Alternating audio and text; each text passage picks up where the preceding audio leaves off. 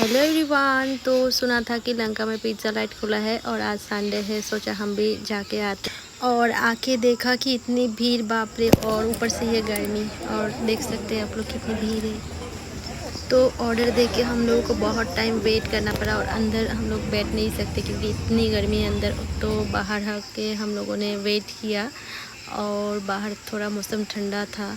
और इधर देखिए, वेट करते करते इधर हमारा पिज़्ज़ा आ गया है। और अगर आप लोग आना चाहते हैं तो संडे को मत आइए क्योंकि संडे को ज़्यादा भीड़ रहती है। और सच में पिज़्ज़ा बहुत ही टेस्टी था। और अभी पिज़्ज़ा ट्राई करने के बाद हम लोग जाएंगे आइसक्रीम के लिए क्योंकि आज बहुत गर्मी है और गर्मी में आइसक्रीम ना हो तो ऐसा तो हो ही नहीं सकता है। और यहाँ पे देखिए, आइसक्रीम पार्टी शुरू हो गई है।